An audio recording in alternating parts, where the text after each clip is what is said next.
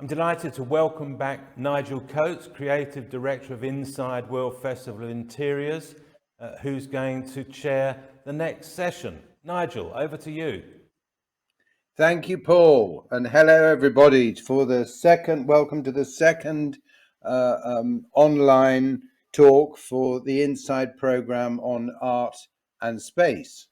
And I'm very pleased to welcome Kirsten Lees, who is a partner at Grimshaw, I think specializes in cultural projects, and is going to talk about the extraordinary Arter arts complex in Istanbul. Over to you, Kirsten. Thanks, Nigel. And thanks everyone. It's great to be here, part of WAF 21. So talking today on the theme of art and space, and I suppose in the context of another online festival, it's hard not to reflect on the impact the pandemic has had on the cultural sector. The closure of museums and galleries during the pandemic has meant that many institutions have had to recalibrate their purpose and find new ways of reaching people. And now, as they gradually start to open their doors, it's important to understand how they need to adapt to the new scenario post-pandemic, and for us as architects to consider how the museums of the future will be shaped. So today I would like to showcase the work that we did with Koç Foundation for a new contemporary art gallery, Arter, in Istanbul. And I've identified 4 themes which were major drivers for our project, but themes which are all recognised as key requirements for successful museums post-pandemic. So the first theme that I'd like to discuss is this idea about a democratic space for all. What we want to do is really break away from the sort of elitist perspective that can often make people feel excluded. Museums really need to engage with their communities, creating spaces that represent a much more diverse population, and do so through sort of inclusive design, exhibitions and artworks. And clearly this is a debate that's been running for some time, and it's been heightened further by the sort of digital revolution and online experience created by the pandemic.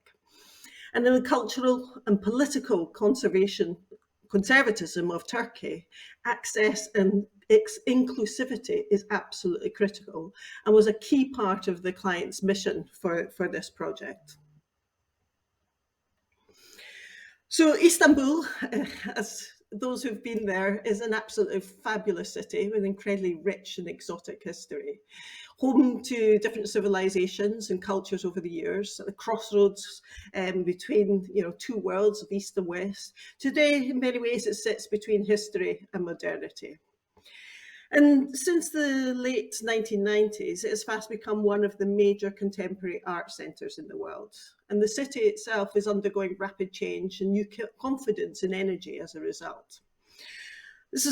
Much of this has been galvanised by the Istanbul Biennale, where we've seen an explosion of new studios, galleries and museums, over 200 and counting. But in a country where only 6% of arts funding actually comes from the public sector, the onus is on the private sector to ensure that the coexistence of different cultural values continues to exist. And this is getting ever more challenging as artists are facing a really strengthening tide of religious and nationalist conservatism, as well as sort of rising censorship imposed by Erdogan's ever more socially conservative and populist policies. And this political pressure, which sort of destroys diversity, freedom of expression and critical thinking, is really halting progress and keeps the art world in Turkey in a sort of precarious state. And it is one of the real reasons why Arter was established. The foundation themselves are committed to providing a platform for artists' voice. And our client, Omar Koç, has been really publicly very vocal, asserting that uncensored art is indispensable to real democracies. So the Veli Koç Foundation is one of Turkey's largest charitable organisations and has made a really extraordinary and sustained contribution to the cultural and social life of Istanbul. Established by entrepreneur and philanthropist Webby Koch, the foundation is now led by chairman of the Koch Holding, the distinctly intellectual Omar Koch, a keen art collector himself, a major sponsor and really influential force behind the recent growth of the art scene in Istanbul. The foundation actually already had a gallery on Iskabal, which is the main shopping boulevard within the European side of the city. But this was always seen as a temporary precursor to Arta. And in creating the new museum, they were seeking to provide a much bigger venue to showcase their growing collection to the broadest possible audience. But also they were looking for a much more ambitious, multidisciplinary building designed to push the boundaries between different disciplines. And with international partners, really fuel artistic dialogue, all at a time when expression in Turkey is being muted and censored. The new location for Arta is actually only 10 minutes away from the sort of tourist area of Taksim Square, and is in a completely different and actually quite radical location. And in moving to the working class district of Dolapdere, the foundation was making a very clear statement of intent.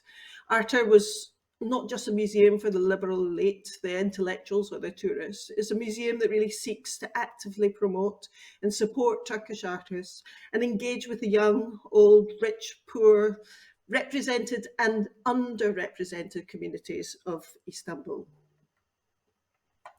Dolapdere is a rundown area and it has actually a reputation for sort of poverty and crime. And it's really characterised by these dilapidated houses and informal constructions clinging to what is a sort of steep and undulating terrain.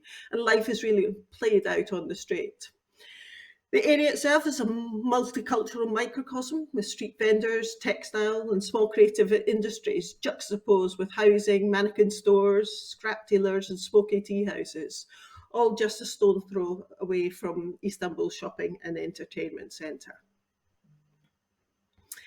And therefore this underprivileged yet very central neighbourhood provided a really fantastic opportunity to create a new building that could attract footfall and investment, contributing to the wider regeneration of the area.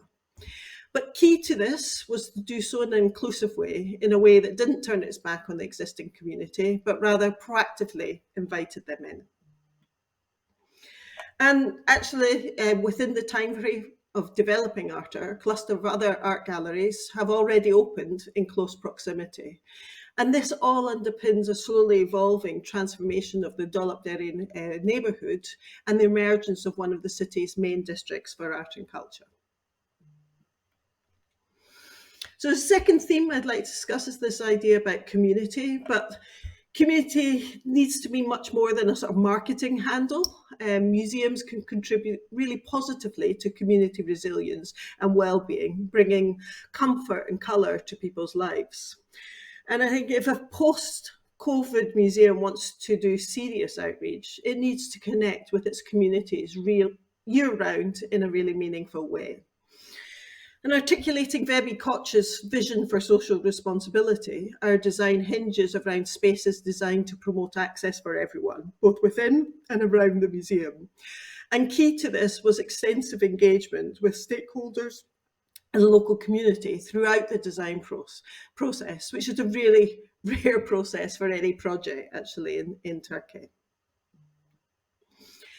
So the site itself is located at a former auto repair factory owned by the family. You can see here in the image.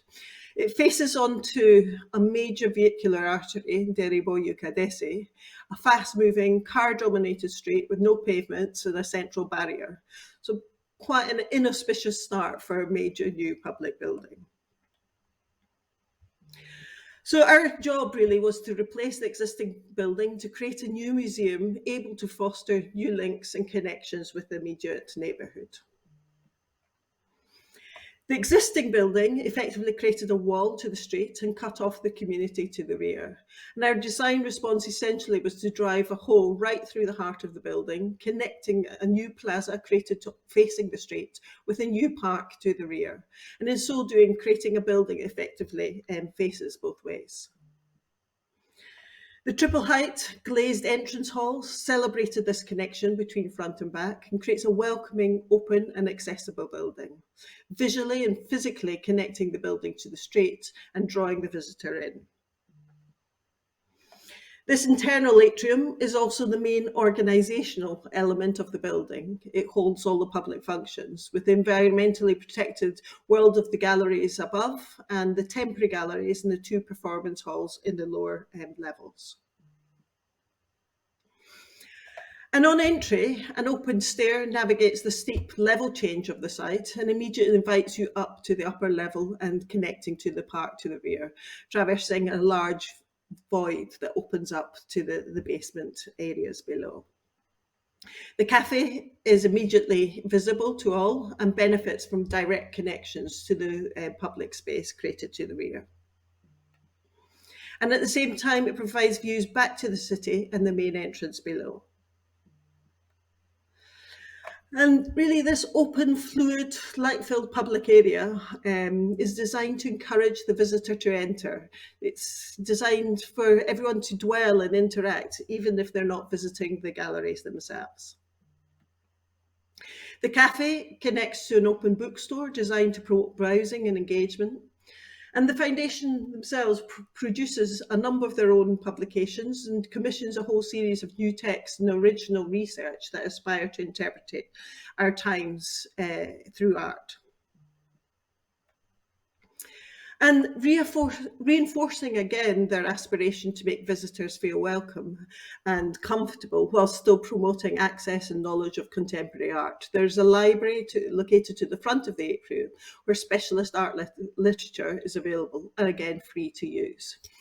And they also hold talks, discussions, displays, as well as guided tours. And they actually, before opening, Arta undertook research to get to know its neighbours and then their expectations for the museum.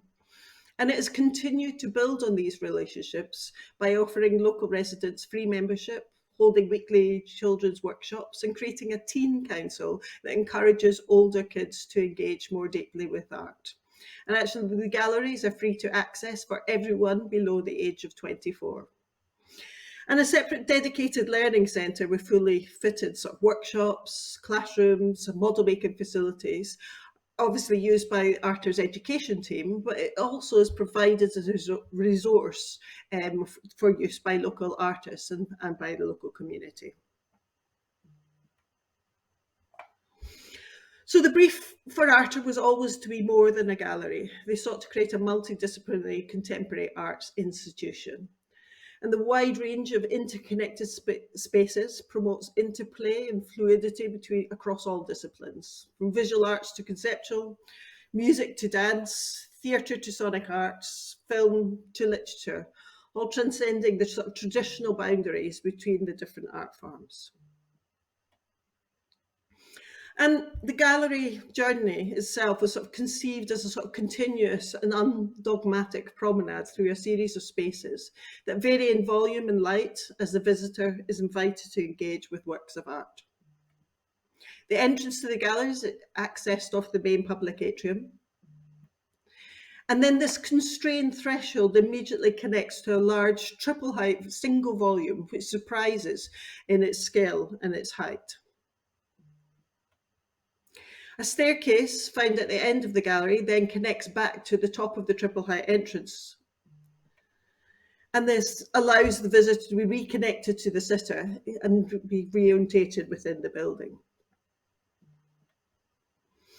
The galleries themselves are arranged as interlocking double height volumes, and this has the immediate benefit of making the transition between each gallery level only a single story.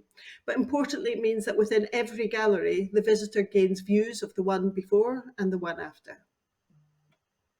Each space feels visually connected, almost conceived as a single continuum of space within a massive volume.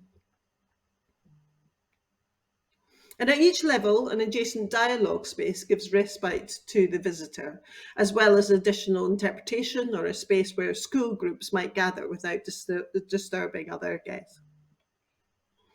And these learning spaces overlook each of the main galleries, allowing the discovery and interpretation programs to remain really connected to the exhibitions.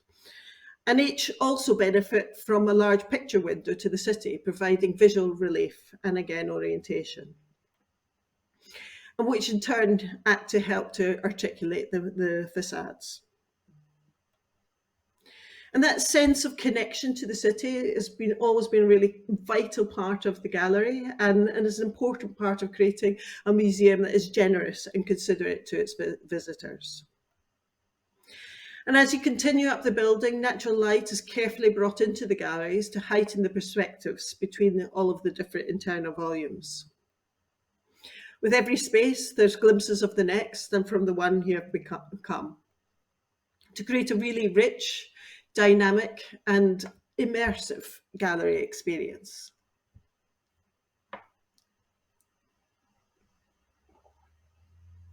Excuse me. And then the upper level culminates in a large external sculpture terrace. And the lattice work of the facades provides us wonderful views out to the city, while simultaneously defining the space as a clearly defined outside room or gallery space in its own right. But as I said at the beginning, alongside the galleries, a key component of the client's brief were two large performance spaces. And due to the ambition to retain the open and permeable public realm at ground level, this meant pushing these larger performance volumes into the basement alongside the supporting facilities. This resulted in a very big dig, and in a particularly constrained urban site. This was, as you can imagine, one of the major challenges during the project construction. 7 stories down, it not only housed the performance spaces, but also the collection stores, the conservation labs, that all require very stable conditions for their operation. Of course, we were challenged with how to bring people down in a natural way as possible. And what we sought to do was to extend the public atrium, not just connecting front and rear of the building, but also vertically up and down. And here you can see in the section the cascading flow of stairs that peel down into the event floor level at -3, generating experience to that movement flow. This is a view actually from the cafe, and that you can see visually the journey extending all the way down to the auditorium foyer in level 3 basement. So always visually connecting you back to where you come from and bringing light down into those lower levels. These were the key moves to ensure that these spaces remain connected with the public areas above, and that the visitors also didn't default to using the lifts.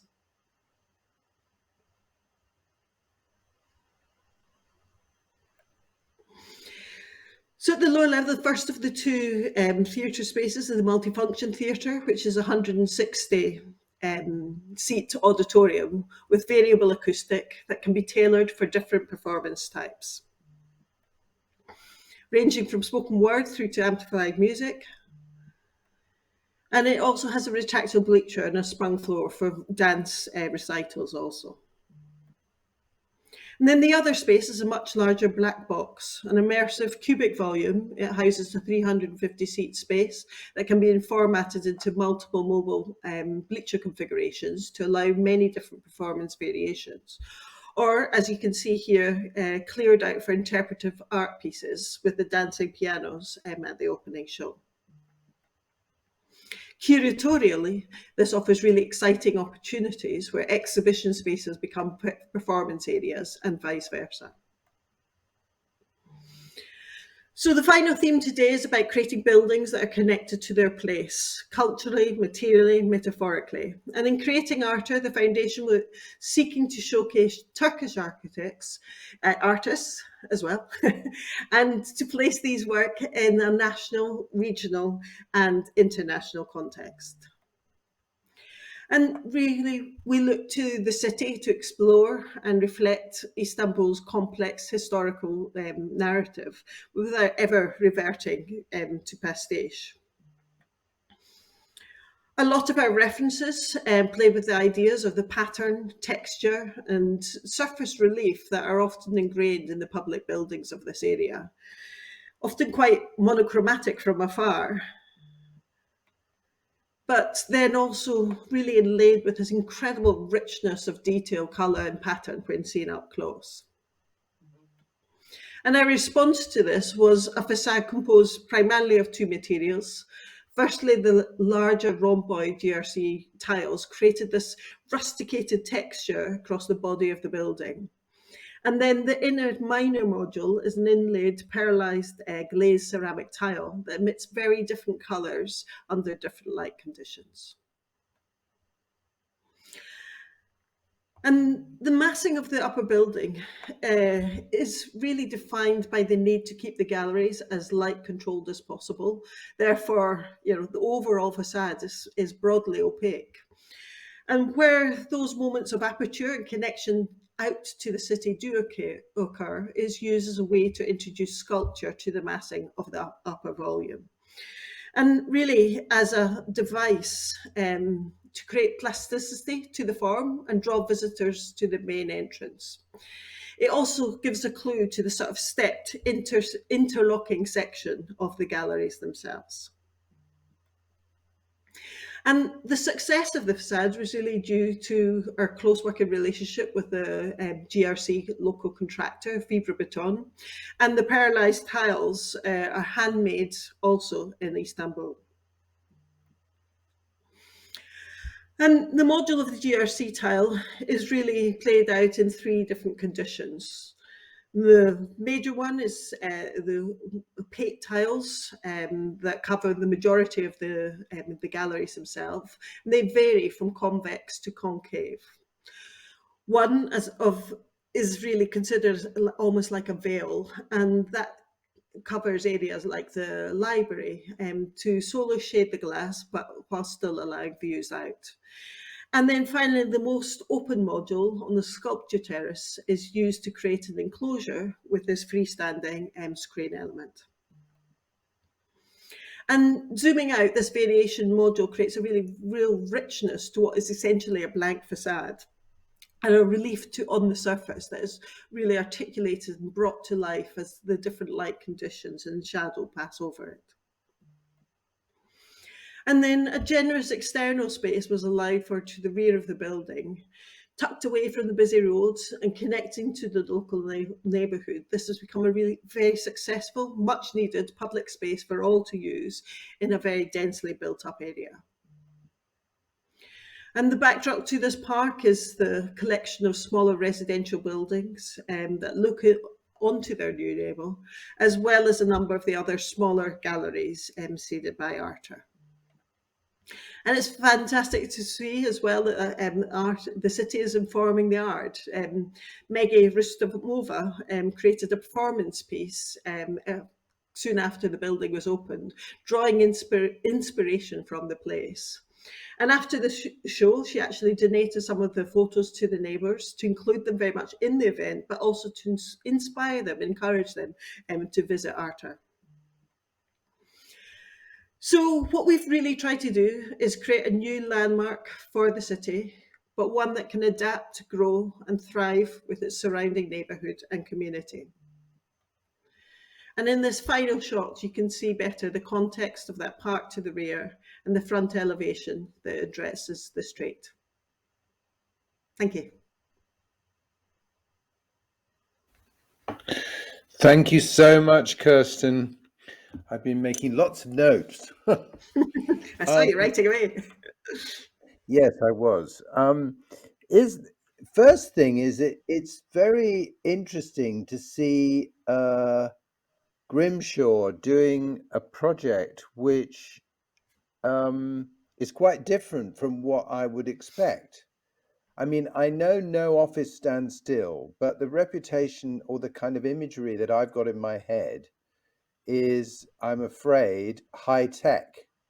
And, much of which I super appreciate, especially the old Eurostar terminal at Waterloo. But how is it that you've come to be sort of late modernists, if I were to just sort of paraphrase Charles Jenks.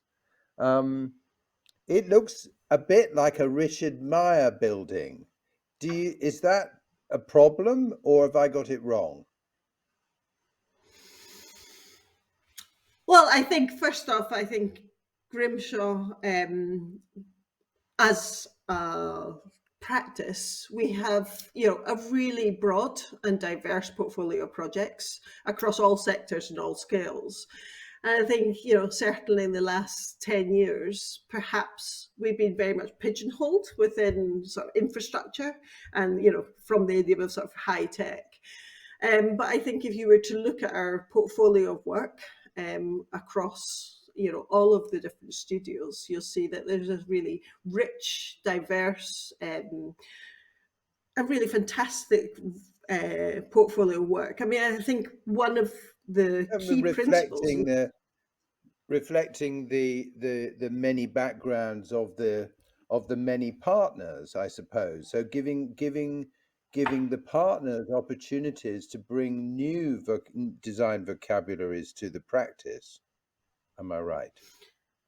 Absolutely, and I think actually, coming from Nick himself, he was always very much of the view that projects need to emerge from first principles and giving the voice to everyone within the practice to look at the unique circumstances of the brief, the context, the location. And I think from that's why you see this very broad and sort of rich portfolio emerging. Well, but looking at the building itself at Altair, it's obviously cost a lot of money, and the Koch Foundation clearly has a lot of money. Dare I ask where the money came from? The Koch holding company is actually one of the largest holding companies within the whole of Turkey. Their background, they actually was original partner to Ford in cars, and then they invested as well as sort of white goods, and I think now So amazing and they're huge portfolio. manufacturers. They're not like the Gulbenkian Foundation, which we discussed this morning, which, like so many rich foundations, made their money out of oil. So that's kind of they've been in heavy industry and presumably been part of the Turkish success story and becoming an internationally significant industrial player. But did the how much did the foundation, the people who run the foundation, how much did they influence both the contents of the building and how it looked? The Koch Foundation were absolutely intrinsic to developing the brief and to developing the vision for the project. Their director, Meli Ferrelli, was involved in sort of bi-weekly workshops with the design team, as well as with internally with the foundation. For example, I said at the beginning that they'd already established an arter within Iskabel, and learning from that, it was an old grand sort of 19th century sort of housing building. And they had a very large picture window, and this idea about creating that sort of transparency they found to work very well, and that was a key part of the brief. And the temporary gallery was located at the ground floor, and creating that sense of transparency and openness to the street was a key aspiration. Well, you showed one image of of houses nearby that can be seen from the building. And I noted to myself that those houses they're sort of vertical and they have a kind of slippage between each other, which is characteristic of Istanbul, partly due to the small sites and partly due to hilly, different ways of sitting on the ground, that they tend to, the slippage is sort of vertical. but your building, it's horizontal and much bigger. It does look Yeah. a bit like a spaceship or a piece of New York that's just landed in the middle of Istanbul. And maybe what the images, because they're quite close to the building itself, don't show is that the main street there, Derry Boyuka, they say, is actually has a sort of ribbon of development, has a huge number of very large buildings, very of a similar scale and actually larger, that sort of face onto this main boulevard and this main street. But what we found with all of them was that they created almost a barrier to everything that was behind. So that's why, in picking up in the language of the street, what we wanted to do was create this sort of large sort of puncture right through the heart of it, and actually open out as well to the spaces to the Well, that rear. I appreciate that very much, and I appreciate both the cross current through the main mass of the block. You're cutting across it a bit as though like a passageway or one of those market streets, as they cuts through the middle of the building, and then also opens up vertically to as it were change the dimension of that kind of opening out in quite a surprising way. But maybe thinking more about the interior qualities of the building, uh, as I understand it, it all kind of stems from exploring that very light, transparent central space to give people the confidence really to explore the building. But it is quite a big building. It's actually huge if you think about all the amount of space that is underground, perhaps as much underground as there is overground. At what Yeah. at what point does a kind of naive but curious member of the public suddenly find themselves where they shouldn't be? Well, I think what we were trying to do, and we actually moved away from this idea about having a single major public stair.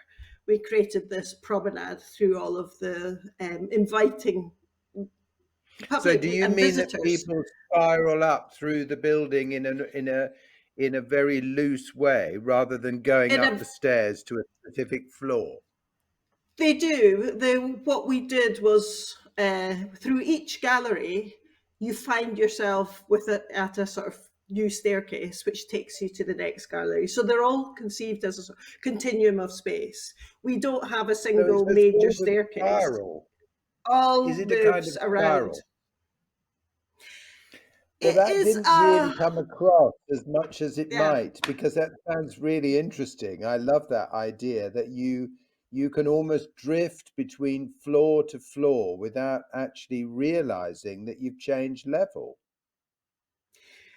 Absolutely, and that was another of the reasons why we wanted to do it as a step section.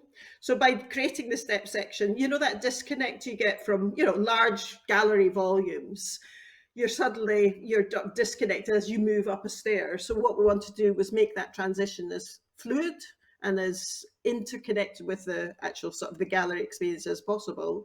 But it also created the opportunity to create double height spaces adjacent to single height spaces, because curatorially, different works of art actually have different conditions, and so often you're having to create boxes within large volumes. So we created that naturally as part of this promenade. And as a sort of, I call it as a sort of promenading building, and therefore it is actually very difficult to showcase that through a series of sort of set, sort of But 2D visuals.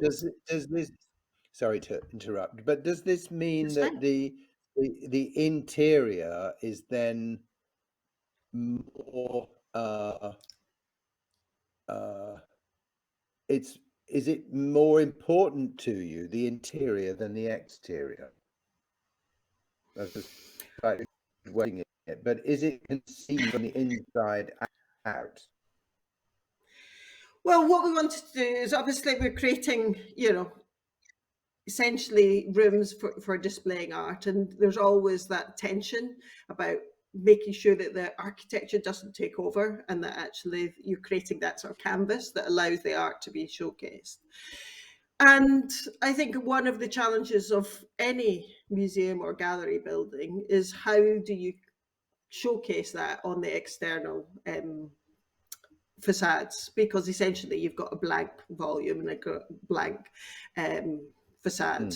So essentially that's why we were trying to, with very subtle sort of pulling in of the facade line towards the large picture windows, what that did was it actually started to indicate the complexity of the volumes that you would find within, and that Yeah, interconnecting section. those Yeah, folds in the facade, which are they're like big signposts, really, aren't they? They're kind of allowing they're suggesting a choreography. that's right. But then I think it's also important that, as a visitor finds their way around a building, that it's not all revealed on the first move, that actually it continues to surprise, delight, intrigue as you're moving and circulating around the building. And we use a sort of central atrium to bring natural light into the galleries, and more galleries are doing that because seeing works in natural light, obviously very carefully controlled, enhances that sort of museum experience. But you put a lot of emphasis on the democratic spirit of the way the museum is physically, but also the way it's programmed and run. And that the building, of course, is intended to be to synchronize with that ambition.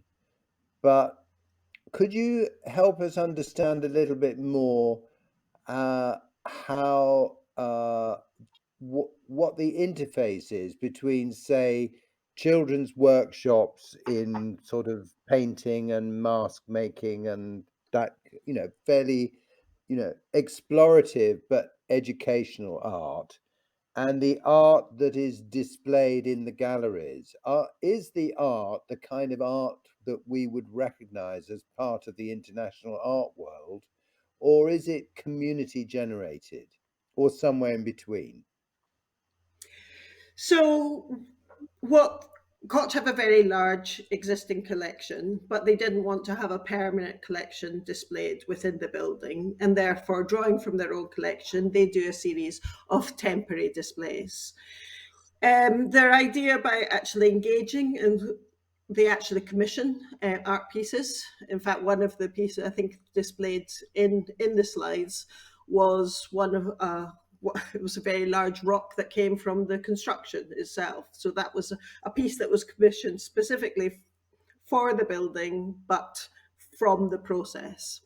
With regards to the engagement with, sort of local community, there's at basement -1, we have all of those, the learning centre and those workshops. But adjacent to that is a temporary gallery.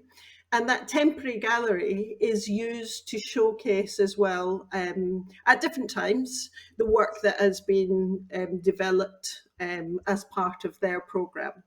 So really, the client has always been very keen that they have the opportunities to display and give a greater voice and sort of opportunity to Turkish artists from history that might not have been recognised, as well as those of today, as well as giving a voice and an opportunity to showcase work that they're doing with the community of artists and neighbours. And do they have residencies, so that there are people like the British School in Rome or umpteen, residencies are really part of the art world these days. Do they host 1 month, 2 month, 3 month residencies which have shows at the end of them? They do. The residencies aren't actually located within the building, but that they do host and promote and support local artists in that way, and then you allow them to showcase either within this building or within Mesher, which was the existing building on East Kalal, and some of their other facilities within the city. Well, thank you, Kirsten. It's been a fantastic and a revealing exploration of the building you've designed in Istanbul. It looks very. I'm very grateful for you telling us all about it. And just to add that the third session in the Inside series of talks today will be at 17:30 Greenwich Mean Time, and it will be with Alan Maskin, who's from Olsen Kundig, and he'll be showing us, amongst other things, his children's art museum in Berlin. So I hope you'll join us then. Thank you so much. Thank you, Kirsten. Bye. Thank you, Nigel.